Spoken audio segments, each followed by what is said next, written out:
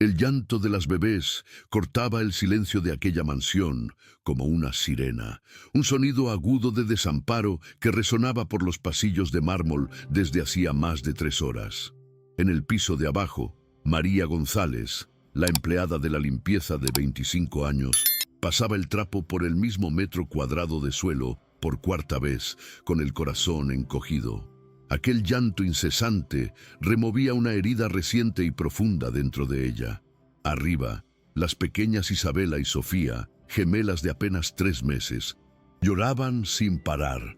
La niñera contratada a precio de oro no estaba por ningún lado, y el padre, Alejandro Montemayor, un joven empresario millonario, parecía un fantasma vagando por su propia casa, perdido en un luto que lo consumía. Alejandro, con ojeras profundas que ni el mejor café del mundo podría ocultar, gritaba por teléfono a otro especialista. ¿Cómo que no saben qué hacer? He gastado una fortuna en los mejores médicos y nada. La frustración en su voz era palpable. Desde que su esposa murió en el parto, hacía 3 meses, vivía una pesadilla. Sus hijas, que deberían ser la luz de su vida, eran un recordatorio constante de su pérdida, y el llanto de ellas era la banda sonora de su fracaso como padre. Se sentía inútil, incapaz de calmar el dolor de sus propias hijas. Esperanza, la ama de llaves que trabajaba para la familia desde hacía 20 años, intentaba calmarlo, pero la impotencia de Alejandro era un muro que nadie podía traspasar. Desde el pasillo, María observaba la escena, con el corazón roto por el dolor de aquel hombre y sobre todo por el sufrimiento de las bebés. Un año antes, ella había perdido a su propio hijo, un dolor que todavía la desgarraba por dentro.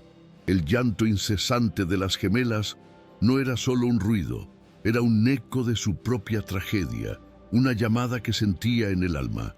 Cuando Alejandro, en un acto de pura desesperación, tomó los cochecitos y salió corriendo de la casa, gritando que las llevaría al hospital de nuevo, la mansión finalmente se sumió en un pesado silencio. Pero para María, ese silencio era aún más aterrador. Subió las escaleras con el corazón palpitante y encontró la habitación de las niñas vacía, pero aún vibrando con la energía del dolor. Un padre desesperado, bebés que no paran de llorar y una empleada de la limpieza que carga un dolor secreto. ¿Qué conecta a estas 3 almas? Si crees que la compasión puede surgir en los momentos más oscuros, suscríbete al canal y dale like a este video para desvelar este emocionante misterio. El llanto de las gemelas era un arma de doble filo para María. Despertaba en ella una compasión abrumadora y al mismo tiempo la arrastraba de vuelta al abismo de su propia pérdida. Un año antes, ella también soñaba con una cuna, con el olor de un recién nacido, pero su sueño se deshizo en una pérdida silenciosa a los 4 meses de gestación, un luto que llevaba por dentro invisible para el mundo.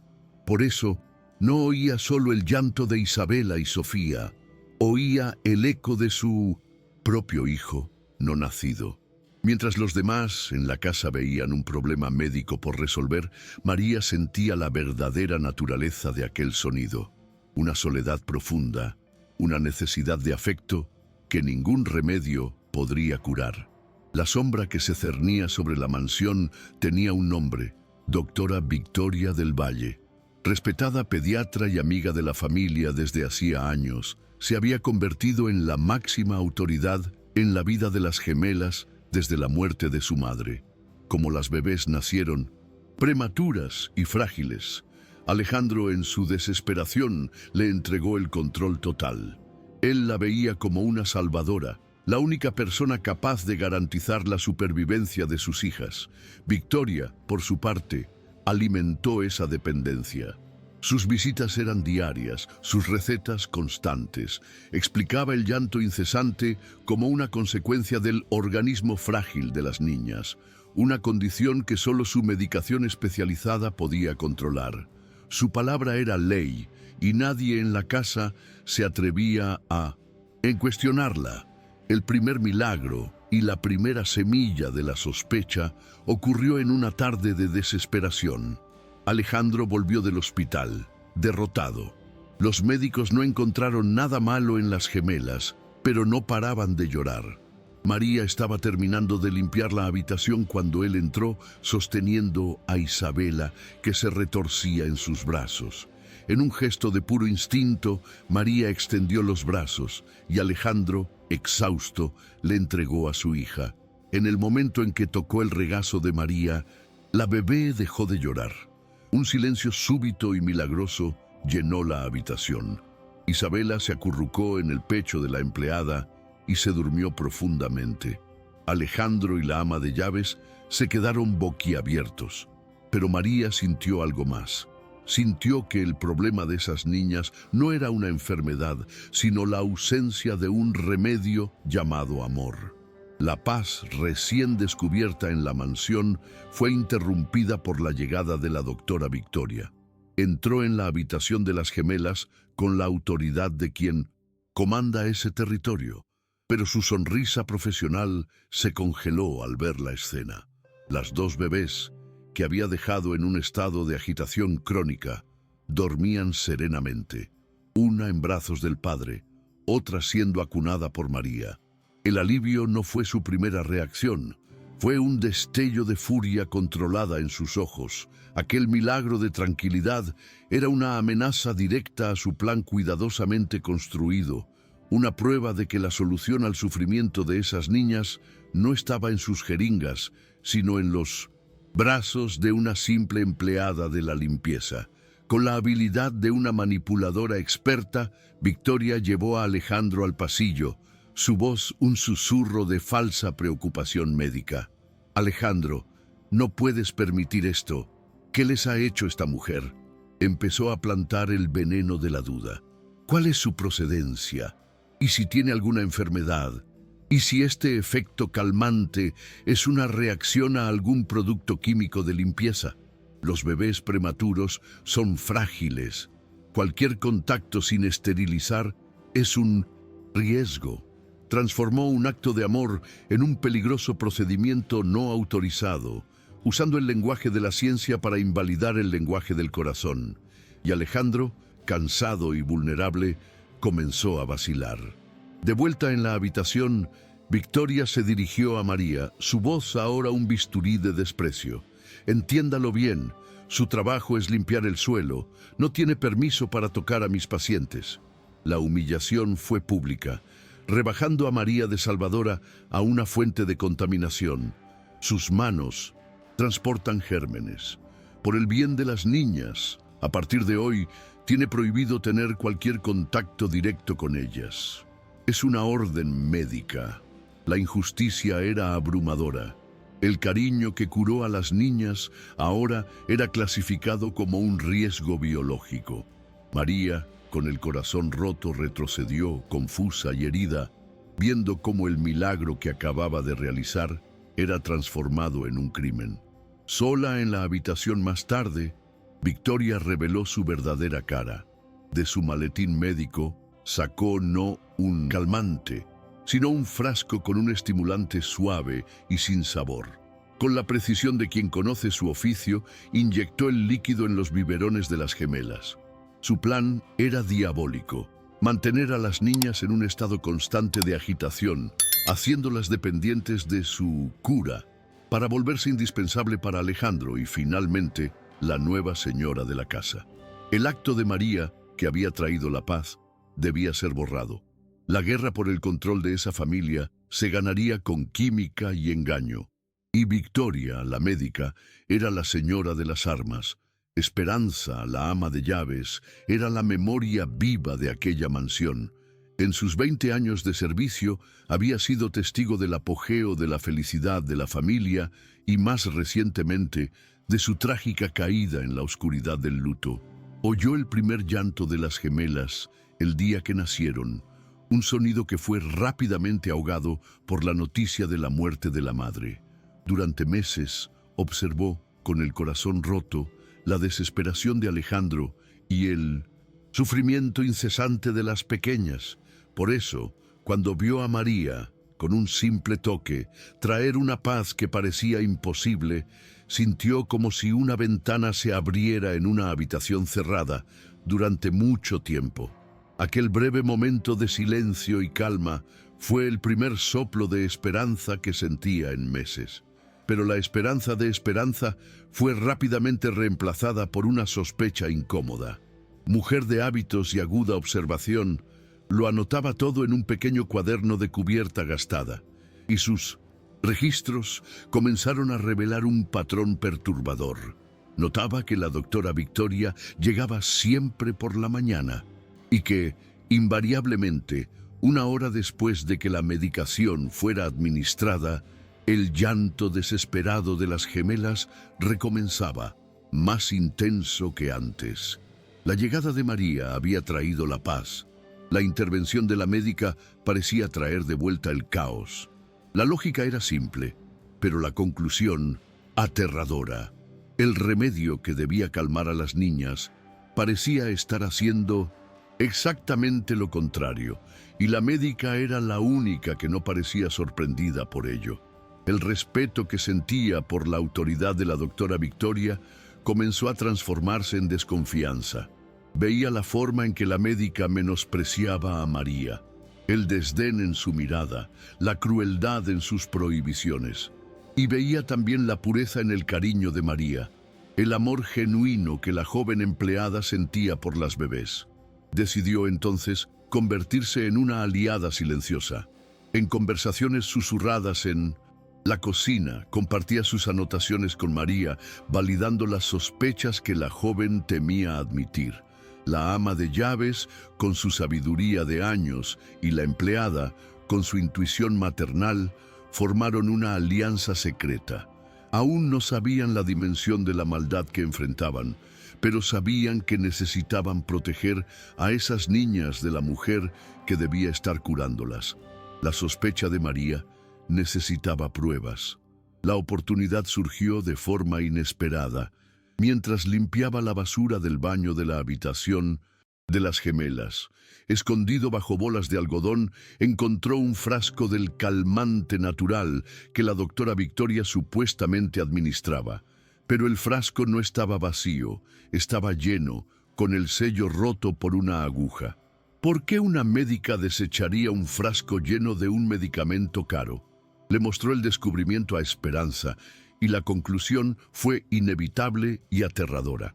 Victoria no estaba usando el calmante, estaba reemplazando el contenido y desechando los frascos originales para encubrir sus rastros. ¿Qué les estaría dando entonces a las niñas? Las dos mujeres, unidas por la sospecha y la necesidad de proteger a las bebés, trazaron un plan arriesgado. A la mañana siguiente, cuando llegara la doctora, Esperanza la llamaría a la cocina, con la excusa de un problema urgente con el menú, una distracción lo suficientemente larga. Mientras tanto, María entraría sigilosamente en la habitación, donde Victoria siempre dejaba su maletín, y usaría una jeringa limpia para recolectar una pequeña muestra del líquido que estaba siendo administrado. El riesgo era enorme. Si las descubrían, serían despedidas y humilladas. Sus palabras contra las de una médica respetada. Pero el silencio, sabían, las convertiría en cómplices del sufrimiento de esas niñas inocentes. Lo que no sabían era que el propio Alejandro comenzaba a dudar. Después de otra noche infernal, decidió, por un impulso de desesperación, no darles a sus hijas la dosis matutina del remedio dejado por Victoria. Y el milagro ocurrió. En menos de una hora, las gemelas se calmaron y se durmieron. Cuando la doctora llamó para saber cómo estaban, Alejandro mintió por primera vez. «Sí, les di el remedio. Están muy bien», dijo, sintiendo un extraño sabor a conspiración. La evidencia de sus propios ojos comenzaba a pesar más que la autoridad médica. No entendía lo que estaba pasando, pero la semilla de la desconfianza, plantada por María, finalmente comenzaba a germinar en su mente. El plan funcionó con una precisión tensa. Mientras Esperanza distraía a Victoria en la cocina, María consiguió la muestra. Aquella tarde, la llevó a un amigo farmacéutico, que accedió a hacer un análisis simple. La llamada con el resultado llegó por la noche, y la voz al otro lado era grave. María, esto no es un calmante, es lo contrario. Es un estimulante suave, una anfetamina diluida. La verdad era monstruosa. Victoria no solo no estaba curando a las gemelas, las estaba envenenando deliberadamente, causando la agitación y el llanto para crear la ilusión de una enfermedad que solo ella podía tratar. El microclímax del descubrimiento no trajo alivio, solo el horror de la real dimensión de la maldad que habitaba esa casa. La verdad es monstruosa y el peligro es real. Con la prueba en sus manos, ¿cómo desenmascararán a la villana? Si alguna vez has tenido que luchar por una verdad en la que nadie más creía, comenta tu historia y suscríbete al canal para el enfrentamiento final. Con el análisis del farmacéutico confirmando lo impensable, María y Esperanza sabían que debían actuar con cuidado. Una acusación tan monstruosa contra una médica respetada, viniendo de dos empleadas, sería fácilmente descartada como locura o calumnia. Necesitaban que Alejandro viera la verdad con sus propios ojos. Aquella noche, con un coraje que no sabía que poseía, María lo confrontó, no con una acusación, sino con una propuesta. Señor Alejandro, tenemos una sospecha terrible. Mañana, ayúdenos a hacer una prueba. Por la mañana no les daremos el remedio. Por la tarde, después de que la doctora lo administre, compararemos la reacción. Alejandro, ya atormentado por sus propias dudas, aceptó. Se había convertido en un conspirador en su propia casa. El día siguiente fue una tortura de suspense. Por la mañana, sin el veneno de Victoria, las gemelas eran bebés perfectamente normales. Jugaban, sonreían, dormían tranquilamente. Alejandro observaba, el corazón dividido entre el alivio de ver a sus hijas bien y el terror creciente de la verdad que se acercaba. A las 2:30 de la tarde, la doctora Victoria llegó, confiada. Administró la dosis de la tarde y se fue, prometiendo que las niñas se quedarían muy tranquilas. Y entonces esperaron. Exactamente 1 hora después, como un reloj macabro, comenzó el llanto. No era un llanto de bebé, sino un grito agudo, antinatural, de malestar y agitación. El experimento había sido un éxito terrible. La prueba era innegable y auditiva. Una furia fría y primigenia se apoderó de Alejandro.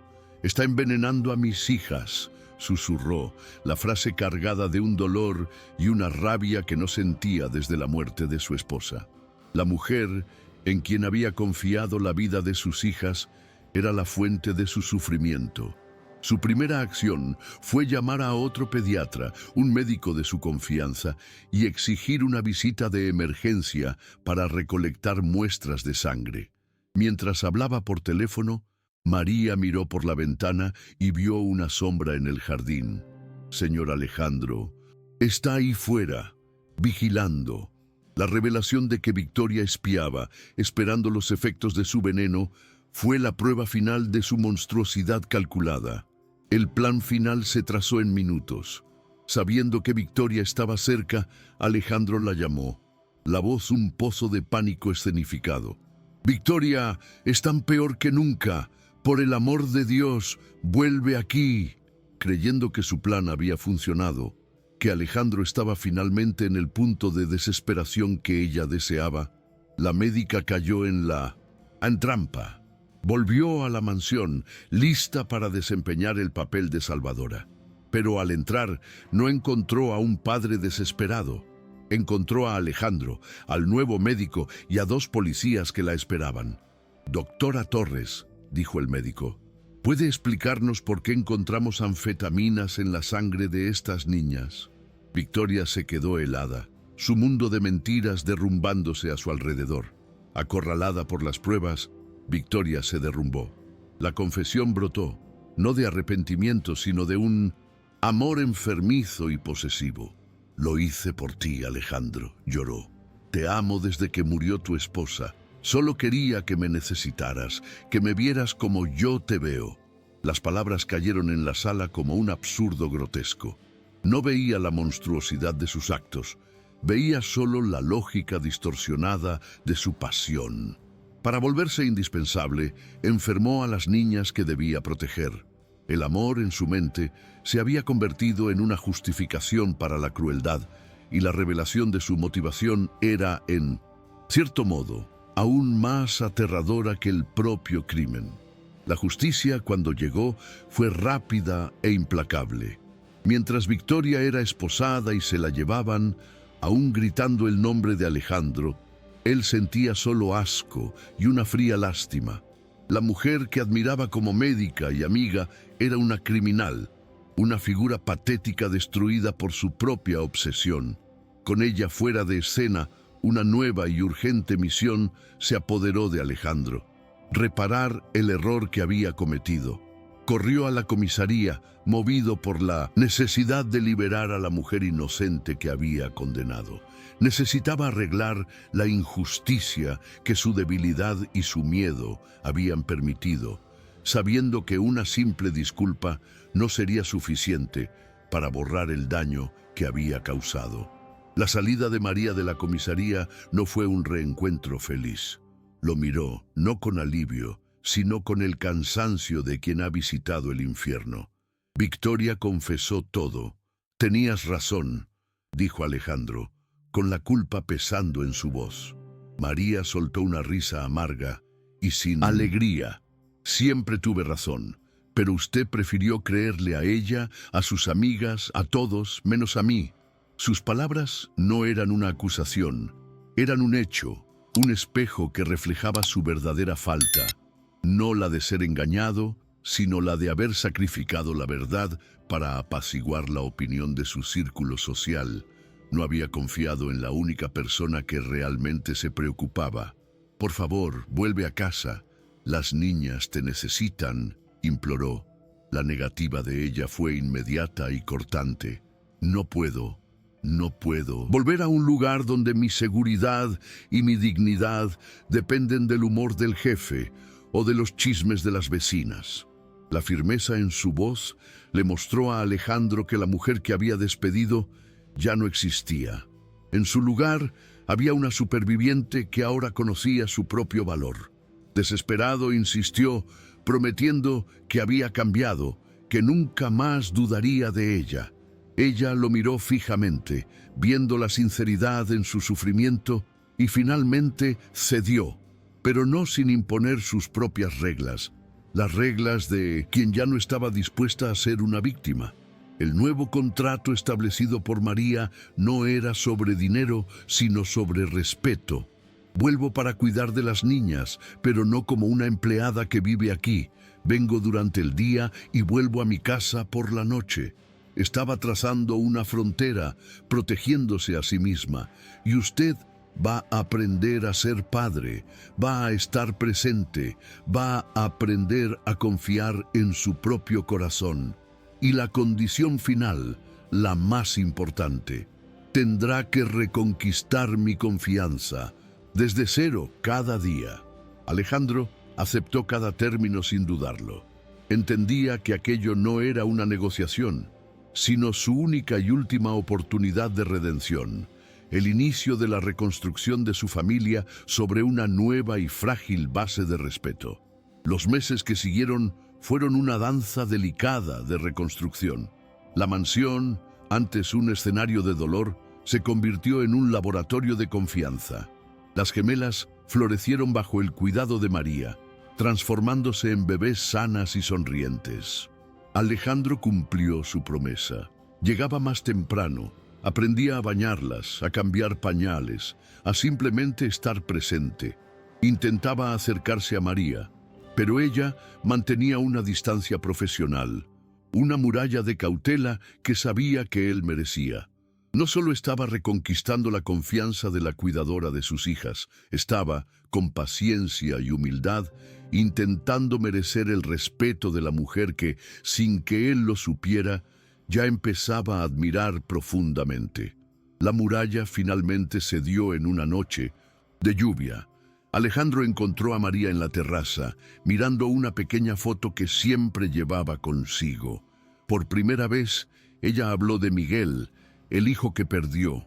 Compartió su dolor, sus sueños rotos, la historia detrás de la mujer fuerte que él veía todos los días. Y al compartir su vulnerabilidad, abrió una puerta. Alejandro, a su vez, habló de Valentina, de su propia culpa y de su soledad. En aquel intercambio de dolores, dejaron de ser el jefe y la empleada. Eran solo dos almas heridas, encontrando consuelo y comprensión la una en la otra. El puente entre ellos no se construyó con alegría, sino compartiendo honestamente sus cicatrices. Un año después, en el jardín de la misma mansión, una pequeña fiesta celebraba el primer cumpleaños de las gemelas. La casa estaba llena de vida. En medio de las risas de las niñas, que ahora corrían por el césped, Alejandro se acercó a María. «Ya no quiero ser solo un socio en la crianza de nuestras hijas», dijo con la voz sincera. «Quiero ser tu compañero en la vida». Las niñas corrieron hacia ellos, abrazando sus piernas y gritando «¡Mamá! ¡Papá!». Para ellas la familia ya era una realidad desde hacía mucho tiempo. Con lágrimas de alegría, María aceptó la propuesta de matrimonio no como el fin de una historia de dolor, sino como el verdadero comienzo de su viaje hacia la felicidad. La historia de aquella familia no fue un cuento de hadas, sino una lección sobre la resiliencia del corazón humano. Comenzó con el dolor de la pérdida, y casi fue destruida por el veneno del prejuicio y el miedo. Pero un acto de pura compasión, un gesto de amor maternal que desafió todas las reglas, se convirtió en el catalizador para la sanación de 3 vidas. Pues aprendieron que una familia no es algo que se hereda o se posee, sino algo que se construye día tras día con los ladrillos de la confianza y el mortero del perdón, y que, a veces, el corazón necesita romperse por completo para poder abrirse y amar de verdad. Un viaje de dolor, perdón y nuevos comienzos. Si la historia de Alejandro, María y las gemelas ha tocado tu corazón, suscríbete, dale like y comenta desde dónde nos estás viendo. Celebremos el poder del amor para sanar las heridas más profundas.